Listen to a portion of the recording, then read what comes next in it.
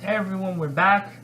Alright, full warning ahead. Spoiler time. That's why I'm here.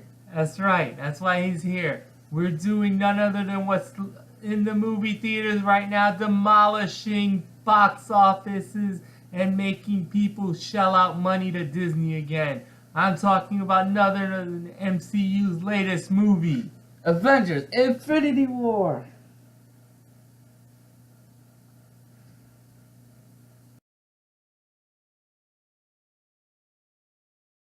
Okay. Don't tap. I didn't tap. Alright, Avengers Infinity War. I went through the story. I don't think we need to go through it again.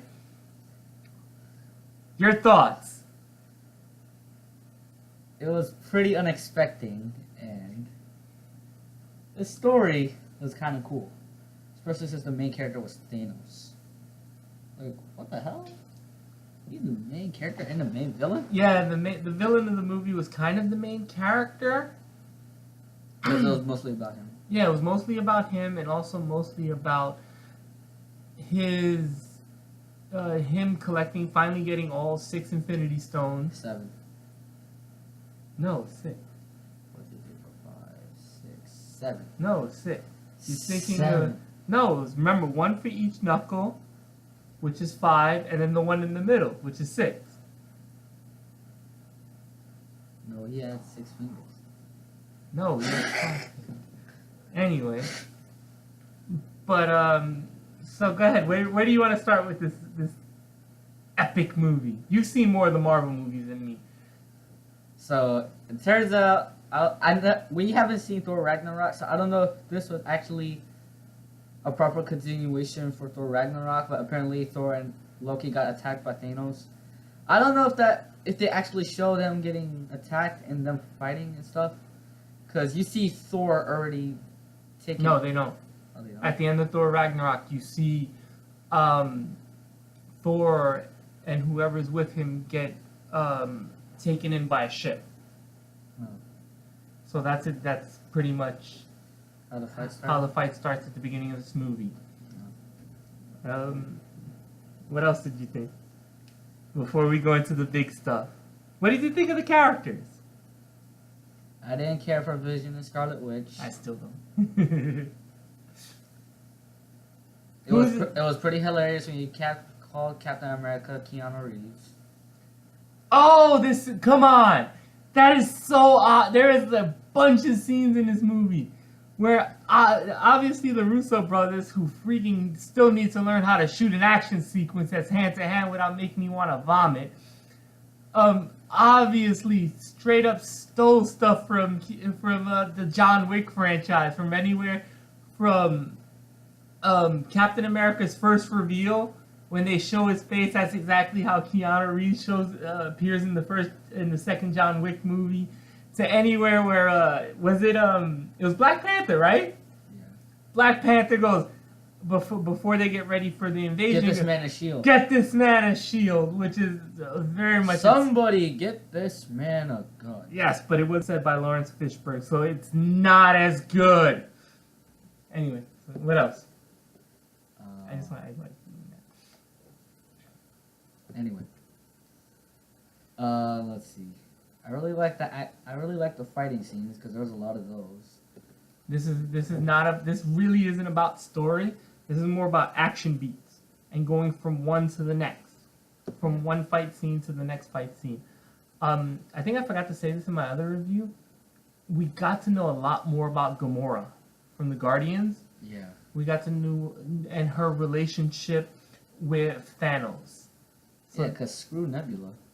yeah, Nebula kind of got the short straw in this, but well, at the end she's still standing. Well, Gamora's dead now. Yeah, well, we'll get into the deaths in a minute. Was there any part you particularly liked more than? What was your favorite part of the movie? I have no idea. I really liked the whole thing with the Guardians and Thor. I like the stuff with the Guardians and Doctor Strange. Doctor Strange is a character I didn't watch the movie. I saw the movie. And I thought he was really cool in this movie. Benedict Cumberbatch, who plays Doctor Strange, is really good in this movie. I have to say, and I liked all his interactions, but he interacted with the characters I liked. So he played off of them. Like, I like the stuff with him and Tony Stark, and Tony Stark is just like, all right, go ahead, tell me your story. Let me limber up. And he's like, please don't do that. You're standing against a whatever million-year vase. Oh yeah, a million-year pillar or something like that. No, it was like a huge pot or something like that. But he's like, yeah, pot. He's limbering up on it, so that was pretty hilarious. Hilarious. The stuff with Spider-Man was freaking awesome. Of course. You like the new spider suit? Yeah, it was pretty cool because it was sort of like Iron Man's suit, but it was better. And he still had the webs and stuff. But now I'm surprised he didn't have blasters though. Now he has legs. Well, it wouldn't be Spider-Man if he had blasters. But now But it was created by Iron Man. Yeah, but to fit Peter Parker's character. Crap. Mm-hmm. But I liked a lot of that. The explanation for why Hawkeye and Ant-Man weren't there were fine. They were thrown in there just in case everyone was wondering. And yes, neither one of them are in the movie, but they are mentioned. So we'll go with that. The first half was kind of weird because it felt like a bunch of different little shorts put together. No. Yeah. No. I thought it was. But what did you think of the death? Oh, you want to get into that? Yes. Yes. All right. This is the main spoiler part. All right. Go ahead. The amount of people who died: Loki, Gamora, Star-Lord, who else?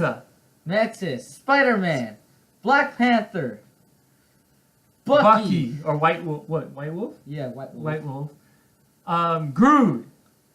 Yeah, Groot. Most of the Guardians die. Rocket Raccoon. No, Rocket lived. Rocket lived? Oh yeah, he did. War Machine. War Machine died. Gamora died, like you said earlier. There's all right. Let's go to the end credit scene. Nick Fury. Nick Fury died. Maria Hills. Maria Hills. Who is she? Where is she from? Agents of S.H.I.E.L.D. Oh, she is? Yeah. Oh. That random guy at the end of the credits. Like, people just die. Alright, what basically happens is Thanos gets all 6 Infinity Stones, Infinity Gems, whatever the hell they're called. Stones. Is it? Yes. Alright. And he finally gets what he wants, which is to wipe out half of the universe. Yes. See, one of my problems with Thanos is, like, he is the main character, that's right. But his reasoning was just like, I get it, you were on a planet that was overpopulated, and then they all died. But his idea to help unpopulate them was to kill half the people on the planet. And it was indiscriminately. He didn't care if you were rich, poor, or whatnot. Half of the people have to die. The problem with that is how do you choose who dies? Do we have, like, Purge Night on his planet? Titan? Was it Titan or Titus? Titan. And it's just like his motivations aren't. Somebody said, "Oh, you can really relate to Thanos' his plot," but I was like, "No, you don't." He didn't have a reasoning, did he? I don't know. But I did like the guy. I did like Josh Brolin, who played Thanos. Like you can see that he was really acting through the CGI. And I don't know if I was telling you this earlier, but I said it in my other review. He really reminded me of Ron Perlman from Hellboy. I could really like except Ron Perlman was more prosthetics than CGI. The end credit scene. All right, let's explain the end credit scene real quick. There's a teaser for Captain Marvel. Yeah, basically what we find out is not only are the heroes disintegrating and turning into nothingness. Oh, also the Collector died, I think. What collector? The Collector. Who's that? Benicio del Toro's character, the dude with the white hair, who Thanos was asking where's the stones, where the Guardians met him. Yeah, oh yeah. I think he dies. Yeah, he died. Anyway. You mean his servant? No, he died. Yeah. But is Howard the Duck alive? Questions. I hope he dies. All right. But the ending is not only are most of the superheroes dissolving into nothingness, but also we see the effects going around. Cars are driving, all of a sudden their people are being wiped out, and right when Nick Fury gets to, and by the way, there's a really funny gag there where if you know Samuel L. Jackson's acting career, right when he starts dissolving, he goes, "Oh!" before he can get out the curse word, and then he drops what looks like an old school beeper from the 90s, and I guess he pressed it, and it going contact, and eventually we see a version of the logo for Captain Marvel, which is coming out in March of next year, which is going to be kind of interesting because that movie takes place in the 90s. So you mean what we've been traveling through the whole time was in the 90s? No, this Avengers takes place current time, but for some reason Captain Marvel takes place in the 90s, which is going to be kind of funny because at the end of that movie you have to explain where she's been through all of this, because we got invaded by aliens in Avengers. A bunch of robots attacked us in Age of Ultron. So where the hell were you hanging out? And a bunch of our favorite superheroes started a war with each other. Yeah. That's another problem I had with this issue. Maybe, or an issue I had with the movie. Maybe it's because I haven't seen all of them, but it felt like whatever the hell happened in Civil War didn't even count. The whole point of Civil War is this is a separate group, or the group is splintered. Yeah. And technically, that great Hannibal Buress joke in Spider-Man: Homecoming. I don't know, but I think this guy's a war criminal. And they do kind of mention it, but it's never really mentioned again. And I was kind of lost into what everyone was doing and why, and who was on whose side. This really is a movie where at some points you do need a scorecard. Let me ask you your opinion. Do you think you needed to see all the movies to enjoy this movie? You've seen more than me, son. Maybe. I think it would just help you care about the characters more. Mm-hmm. Because, all right, I mentioned in my non-spoiler review at the end when they had the two fight scenes, the one in Wakanda and was it on Titan, with the Guardians and them? Yeah. I didn't care about the Wakanda fight. Well, yeah, because you haven't seen Black Panther. No, but those collection of heroes I didn't care about. So you didn't care about Captain America, Bucky? No. Not Black Panther? No. Vision? No. Definitely not. No, No, I don't think anyone cares about Vision. Vision doesn't care about Vision. Scarlet Witch. Scarlet Witch is the only person who cares about Vision. Yeah, well, there you go. You got me there. War Machine, Falcon. Definitely useless. Both of them, actually, in all honesty. I kind of found myself getting a little tired in that part of the movie, and then I was just I was doing that, and I kind of woke up again when they went back in space and fought Thanos. You didn't do that? You were committed the whole way? Mm-hmm. All right, I can see that. But the ending sequence definitely got me choked up a little bit when the hero, at first when it happens to Bucky or White Wolf, I was just oh, all right. But he disappeared. Yeah, but when it happened to Dave Bautista, who plays Drax, I was Yeah, I was like, he dies? Yes. And I'm not gonna lie, the one that hit me the most was Spider-Man. Yeah, because you feel so bad for him. And the way he does it, Tom Holland sells it. As he's like, Mr. Stark, I don't feel well.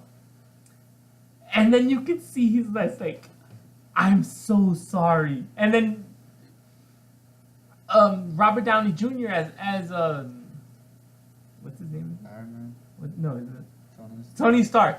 As Tony Stark sells it, and you can see his emotion because he brought this kid into this place.